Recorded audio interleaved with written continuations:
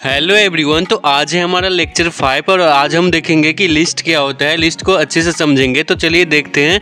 यहाँ पर unordered list पहले आता है हमारा कि अनऑर्डर्ड लिस्ट क्या होता है। जैसे यूएल यानी डिफिनेशन इसका क्या है कि अनऑर्डर्ड लिस्ट वो लिस्ट होता है जिसमें आइटम्स बुलेट पॉइंट के साथ लिखे जाते हैं। यहाँ आइटम्स को कोई भी नंबरिंग नहीं होता है। मतलब क्या है कि ये अनऑर्डर्ड लिस्ट ये होता है कि जैसे हम यूएल टैग के अंदर जो भी कंटेंट लिखते हैं वो हमारा लिस्ट में प्रिंट होता है।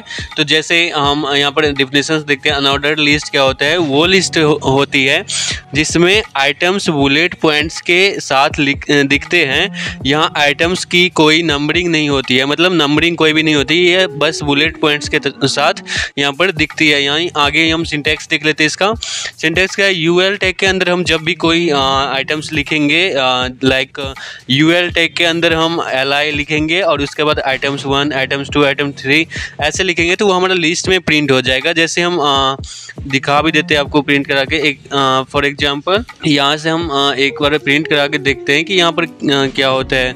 जैसे हम यहाँ पे ये लिस्ट प्रिंट कराते हैं, लाइक ये हमने प्रिंट करा और यहाँ से हम ब्राउज़र में देखेंगे तो ब्राउज़र में यहाँ पे आप सभी देख सकते हैं।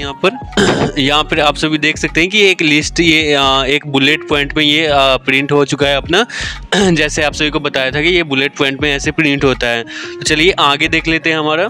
आगे हमारा क्या है कि कोई भी मतलब आप सभी समझ गए होंगे सिंटैक्स क्या है इसका। यूएल टैग के अंदर यूएल के अंदर li के अंदर हम कोई भी आइटम्स लिखते हैं या फिर कोई भी कंटेंट लिखते हैं तो वो हमारा लिस्ट में प्रिंट हो जाता है।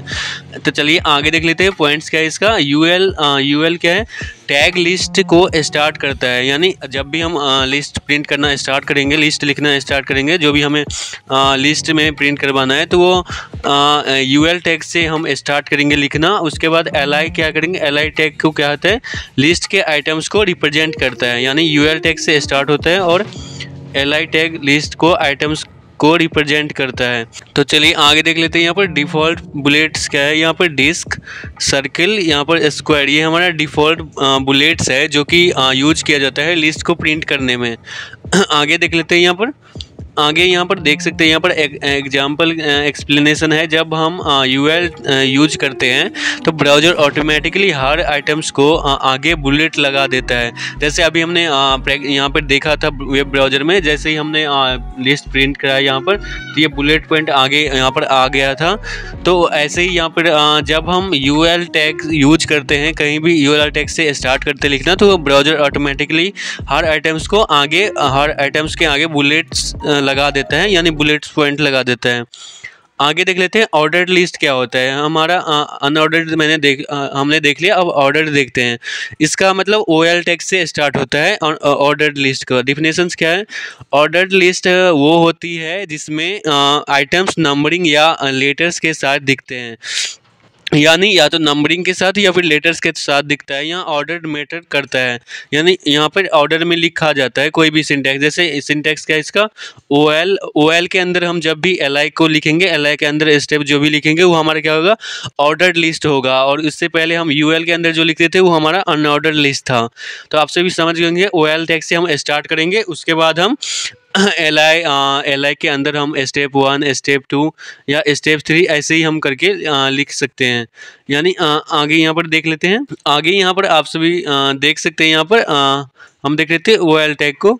यहाँ पर ये स्टेप 1, स्टेप 2 और स्टेप 3 यहाँ से होगा। तो आगे देख लेते हैं। और आगे यहाँ पर नंबर टाइप्स आप देख सकते हैं। यहाँ पर नंबर टाइप्स क्या है, टाइप 1 यानी 1 डिफ़ॉल्ट होता है। यहाँ पर टाइप्स इसमें से ए को टाइप्स करेंगे तो वो डिफ़ॉल्ट होगा हमारा। यहाँ पर फिर से ABC में से टाइप करेंगे तो वो हमारा ए डिफ़ॉल्ट होगा।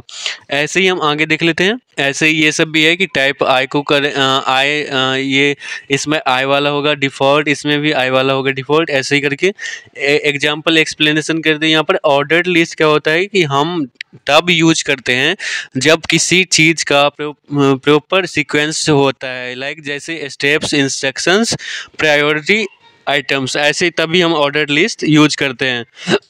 आगे देख लेते हैं हमारा आगे क्या है, हमारा डिस्क्रिप्शन लिस्ट।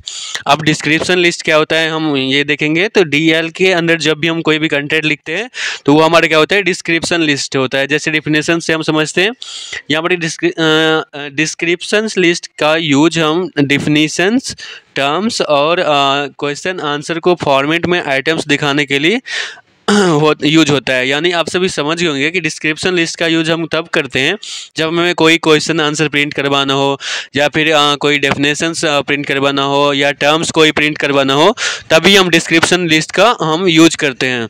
तो आगे देख लेते हैं हमारा टैग्स क्या होता है डिस्क्रिप्शन लिस्ट को लिखने के लिए। यहाँ पर डीएल होता है स्टार्ट, डीएल से हम स्टार्ट करेंगे तो डिस्क्रिप्शन लिस्ट यहाँ पर स्टार्ट होता है डीएल से। उसके बाद डीटी होता है, डीटी का क्या होता है, टर्म और टाइटल को प्रेजेंट करने के लिए डीटी का यूज किया जाता है। उसके बाद डीडी होता है जो कि डिस्क्रिप्शन डिटेल्स को रिप्रेजेंट करता है। तो आप सभी समझ गए होंगे कि यहाँ पर डीएल का यूज होता है, हमारा डिस्क्रिप्शन डीएल से स्टार्ट होता है। फिर डीटी का यूज होता है टर्म्स और टाइटल प्रिंट करवाने के लिए। उसके बाद डीडी का यूज होता है हमारा डिस्क्रिप्शन और डिटेल्स प्रिंट करवाने के लिए। जैसे एग्जाम्पल से हम समझते हैं, यहाँ पर डीएल से हमारा स्टार्ट है, उसके बाद डीटी के अंदर हमने एचटीएमएल लिखा है, उसके बाद डीडी के अंदर हमने हाइपरटेक्स्ट मार्कअप लैंग्वेज लिखा है। तो ये हमारा क्या हो जाएगा, एक डिस्क्रिप्शन टैग्स हमारा डिस्क्रिप्शन लिस्ट हो जाएगा। आप सभी समझ गए होंगे। यहाँ पर आगे भी आप और डीटी है हमारा और डीडी है, ऐसे ही करके हम प्रिंट करवा सकते हैं। ये एग्जांपल है। एक्सप्लेनेशन क्या है, डिस्क्रिप्शन लिस्ट क्या होता है, में हर टर्म को नीचे उसकी डिटेल्स लिखी होती है। ये फॉर्मेट ग्लोसरी या फेक में यूज होता है। यानी आप सभी समझ गए, डिस्क्रिप्शन लिस्ट में हर टर्म को नीचे उसकी डिटेल्स लिखी जाती है, क्योंकि डिस्क्रिप्शन नाम से ये है कि हमारा डिस्क्रिप्शन मतलब डिटेल्स लिखना। आगे समझते हैं, आगे हमारा क्या है, नेस्टेड लिस्ट। अब हम यहाँ पर चौथा टॉपिक हमारा क्या है, नेस्टेड लिस्ट। यहाँ पर लिस्ट इनसाइड लिस्ट, जब हम लिस्ट के अंदर लिस्ट को लिखते हैं तो उसे हम बोलते हैं नेस्टेड लिस्ट। जैसे डिफिनेशन से हम समझते हैं, यहाँ पर नेस्टेड लिस्ट का मतलब है एक लिस्ट के अंदर दूसरी लिस्ट को प्रिंट करवाना। यानी अगर हम एक लिस्ट के अंदर दूसरी लिस्ट को हम प्रिंट करवाते हैं तो वो हमारा क्या हो जाएगा, नेस्टेड लिस्ट हो जाता है। जैसे एग्जाम्पल से समझते हैं, यहाँ पर एग्जाम्पल में क्या है, यूएल टैग से स्टार्ट होता है, उसके बाद एलआई के अंदर हम फ्रूट्स लिखते हैं, लेकिन फिर एलआई के अंदर हम एलआई के बाद ओएल स्टार्ट करते हैं, ओएल को, फिर ओएल के अंदर हम एलआई को यूज करते हैं। ये हमारा क्या होगा, लिस्ट के अंदर लिस्ट हो जाता है। जैसे हमने ये एक लिस्ट लिखा ये, और फिर ये एक लिस्ट यहाँ तक हो गया, उसके बाद हम उसके अंदर भी एक हम और लिस्ट यहाँ पर ये जोड़ दिए, तो ये हमारा क्या हो जाएगा, ये हमारा नेस्टेड लिस्ट बन जाता है। तो ये हम इसे ही बोलते हैं हम नेस्टेड लिस्ट। जब हम एक लिस्ट के अंदर दूसरा लिस्ट भी लिखते हैं तो उसे हम बोलते हैं नेस्टेड लिस्ट। तो दोस्तों आई होप आप सभी समझ गए होंगे अच्छे से सारा, आप सभी समझ गए होंगे। एक बार और रिवाइज कर लेते हैं हम अपना। अनऑर्डर्ड लिस्ट क्या होता है, हमारा वो लिस्ट होता है जिसमें आइटम्स बुलेट पॉइंट के साथ दिखते हैं। जैसे हम यूएल टैग से उसे हम स्टार्ट करते हैं और एलआई टैग के अंदर हम अपना कंटेंट लिखते हैं जो भी लिस्ट प्रिंट करवाना हो। आगे देख लेते हैं, आगे हमारा क्या था, हमारा ऑर्डर लिस्ट। ऑर्डर लिस्ट का क्या था, ऑर्डर लिस्ट क्या होता है, जिसमें आइटम्स नंबरिंग या लेटर्स के साथ दिखते हैं। यहाँ ऑर्डर मैटर करता है, ये ऑर्डर में लिखना चाहिए। यानी ओएल टैग के अंदर एलआई के अंदर जो भी हम लिखेंगे वो ऑर्डर लिस्ट होता है। आगे हम देख लेते हैं, आगे हमारा क्या था, डिस्क्रिप्शन लिस्ट। डिस्क्रिप्शन लिस्ट क्या होता है, यूज डिफिनेशंस, टर्म्स और क्वेश्चन आंसर को फॉर्मेट में आइटम्स दिखाने के लिए डिस्क्रिप्शन लिस्ट का यूज होता है। जैसे हम स्टार्ट करते हैं डीएल टैग से, उसके बाद डीटी, और डीडी के अंदर जब हम लिखेंगे तो वो हमारा डिस्क्रिप्शन लिस्ट होगा।